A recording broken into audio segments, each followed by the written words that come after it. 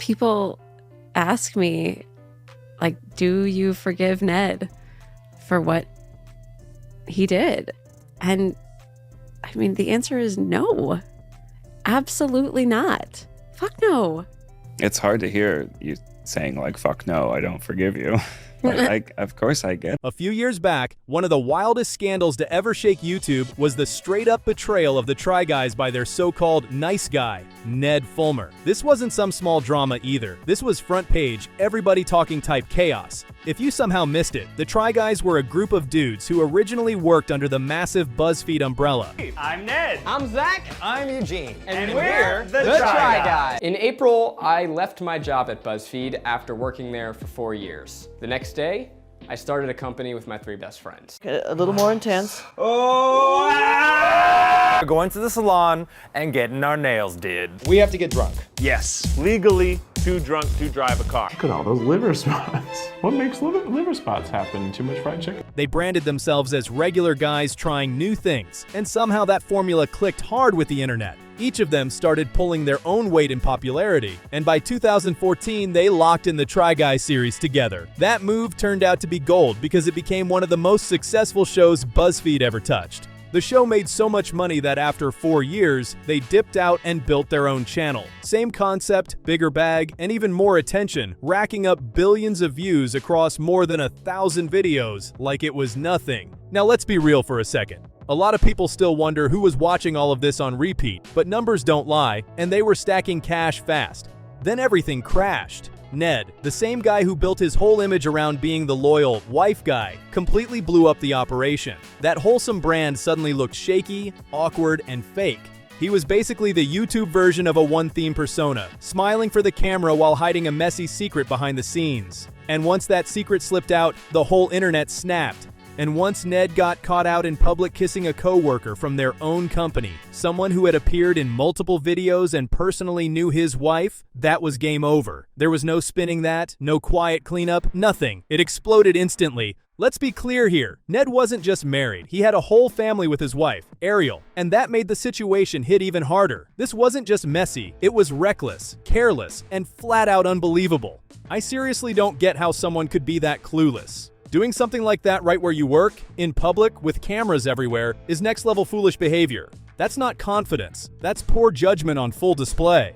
What made it even worse was that it wasn't reporters who cracked the case. It was online fans, especially the sharp-eyed people on the Try Guys subreddit who connected the dots and sounded the alarm first. Internet detectives don't miss much. From there, it turned into a total PR and HR disaster for the entire group. Ned lost his ownership stake, got cut from the company fast, and was erased from the channel almost immediately. Ned Fulmer is no longer working with the Try Guys.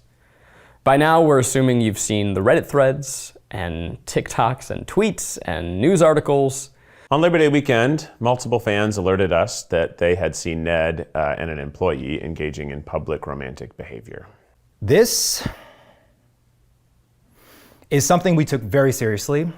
And yeah, it hurt everyone involved. This mistake didn't just cost him personally, it cost the entire group serious money and forced them to publicly separate from someone they'd worked with for over a decade. After that, Ned vanished. No posts, no videos, no presence at all. Fans weren't literally flipping cars or anything like that, but online he was getting dragged non-stop, with comment sections lighting him up across the internet. And yeah, the group did try to keep it moving. Even today, they're still uploading and staying active, but a lot of fans swear it just never felt the same again. The vibe shifted, the energy dipped, and people noticed immediately. It was like biting into a snack you used to love. Same rapper, same name, but somehow the magic was gone. Something important was missing, and no amount of rebranding could fully cover that up. Fast forward to now. After staying out of the spotlight for almost 3 years, Ned suddenly pops back up with what might be the worst comeback attempt imaginable. And this whole mess kicked off when he decided, out of nowhere, to start a podcast. But here's where it gets wild. For the launch, he brought on his ex-wife as the very first guest. As if the original situation wasn't painful enough, he dragged it back into the spotlight again for content and clicks. The episode itself was painfully awkward. Even they seemed to realize it right away, with the tension sitting heavy in every pause and every forced laugh. She doesn't sugarcoat it either. She openly talks about how brutal it was to have such a private betrayal play out so publicly, especially coming from someone she trusted more than anyone. Meanwhile, he keeps trying to frame their situation as a healthy, platonic friendship, searching for tiny positives that just don't land. We've recalibrated our relationship more towards a platonic friendship, and then, it's just been challenging. But I think we're getting to a point of sort of celebrating that and really embracing it and accepting it for what it is. Watching him reach for those moments is uncomfortable at best, and normally most people wouldn't care this much about someone else's relationship drama online. But the issue here is the image he built. He branded himself as the ultimate wife guy. My wife, my wife, my wife, my wife, my wife, my wife, my wife, my wife, my wife, my wife, my wife, my wife, my wife, my wife. Do you ever think I talk about my wife too much? Oh. Yeah. Keith is telling the truth. Put his relationship front and center for clout and then shattered that image in the most public way possible. That irony is exactly why people still can't let this go. And the fact that this guy pulled her back into the spotlight again just did not sit right with people at all. The audience clocked it instantly. They share kids, so yeah, they have to stay connected. But this felt less like cooperation and more like him leaning on her kindness all over again. From the outside, it really looks like he's benefiting from her grace while she's still dealing with the fallout. You can tell this whole situation flipped her life upside down. And even now, it clearly still weighs on her. Getting betrayed like that is already brutal on its own. But when it happens in front of the entire internet, it becomes a whole different level of pain. Strangers picking apart your life, cameras following you to therapy sessions, people waiting outside your house like it's a show. That's overwhelming by any standard. That kind of exposure isn't just embarrassing, it's exhausting. It's emotional pressure that never shuts off, and you can see how deeply it affected her. What makes it even more uncomfortable is how Ned keeps acting like they were both standing on equal ground, like this was some mutual event that just happened to them, instead of something caused by his choices. He keeps framing it as a cycle, almost like a bad habit he fell into, instead of fully owning the damage. That self-justifying mindset is something he never really breaks out of. And then, near the end of this hour-long episode, he drops the real reason for all of this. That's when he reveals his plan to step back into the content world.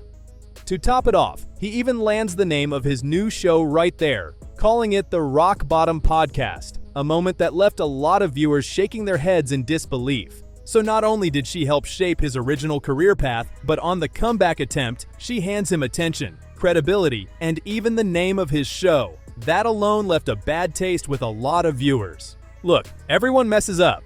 Some people mess up big, but the real question is what happens after. And that's where things go sideways here. Rock Bottom is pitched as a show about people reliving their lowest, most embarrassing, and most difficult moments, featuring raw conversations with comedians, creators, authors, and celebrities. The whole angle is about how they survived and supposedly transformed their lives. But here's the issue. The pattern of him framing himself as the victim never stops. Like, come on, this wasn't bad luck or some outside force. He created his own downfall through reckless decisions, and people aren't lining up to feel sympathy for that. It comes off like someone tripping over their own feet and then asking for applause for standing back up years later. That energy just doesn't land with audiences. Still, he's been dropping a new episode every single week for the last 3 months. And with each upload, the views keep sliding lower and lower. The few people who do tune in mostly show up to roast him in the comments or watch the whole thing like it's unintentional comedy. The internet has not eased up at all, and they're definitely not giving him a free pass. At this point, a lot of people are saying it might be time to clock in somewhere offline and live a regular life like everyone else. The public figure era looks finished. What really makes it worse is watching him reappear online, repackaging his own choices as some grand tragedy. He's not the victim here. This isn't accountability, and it doesn't feel like real growth either. And let's not forget one last thing. This all came from a channel built around family values, which just adds another layer of irony that people haven't forgotten. He built his whole image by running side by side with Ariel before everything blew up. Now he's got the nerve to twist that history into something he controls, like the audacity alone will carry him. And honestly, that didn't sit right with anyone watching. At this point, nobody is getting any real value from this show. I tried sitting through a couple episodes, and as a host, he's painfully dull. It's a little awkward. Yeah. back in a podcasting room. Yeah. I'm on the verge of like standing up and walking out of this room. Absolutely. Same. Zero spark, zero presence, just long stretches of nothing. What makes that even more wild is that his ex-wife literally called this out herself. She openly questioned whether this was even a smart move when he talked about it being his future. That alone should have been a red flag. So yeah, the podcast flopped hard. That part is obvious. But somehow he managed to make things even more awkward by trying to crawl back onto his personal YouTube channel. Now he's attempting to recreate the Try Guys style content all by himself. Same setup, same energy, except without the group chemistry that made it work in the first place. You can tell he pre-recorded a bunch of episodes hoping this comeback would hit. Instead, it comes off stiff, forced, and painfully unfunny. Watching it feels like secondhand embarrassment. The whole presentation looks outdated too. It feels like something that might have passed on BuzzFeed over 10 years ago. Even back then it would have felt mid, but today it just looks completely out of touch.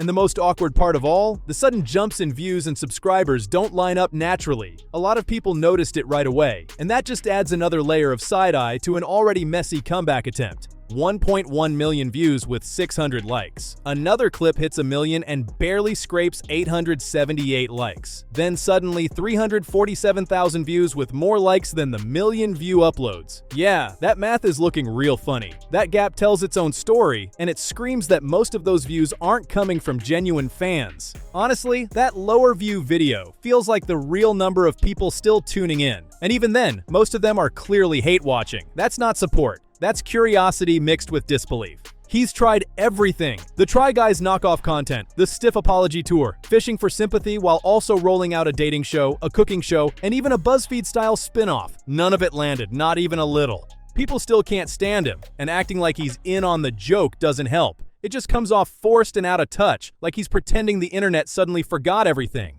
And yeah, in my opinion, those numbers don't look organic, especially when his channel was losing subscribers fast, then out of nowhere gains 13,000 in a single week. After that, the count magically starts climbing again.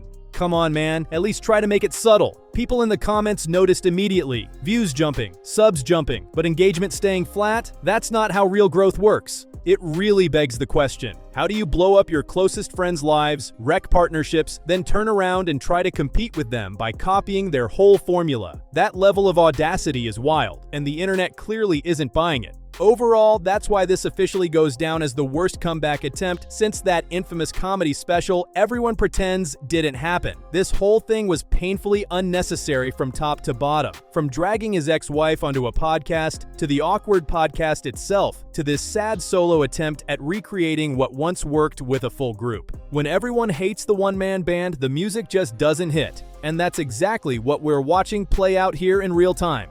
That said, I genuinely want to know what you think about this failed comeback attempt. Drop your thoughts in the comments below because this whole situation is wild and people see it very differently. One thing I will give credit for though, his ex-wife genuinely seems to be in a much healthier place now. She said she's supporting herself as an artist, and honestly, respect where it's due. That's a solid win after everything she went through. At the end of the day, this was just an update on how this entire mess has unfolded. Let me know if you were ever a Try Guys fan, or if you followed him and his wife back when that image was being pushed hard online. And yeah, after digging through his old posts for this video, it's honestly surprising how much of his personality relied on that relationship branding. So now the real question. Do you think there's any pivot left for his career, or is this chapter completely done? Sound off below and let me know. If you enjoyed the breakdown, make sure to like the video, subscribe to the channel, share it with someone who loves internet drama, and drop a comment with your take. Thanks for watching, and I'll see you in the next one.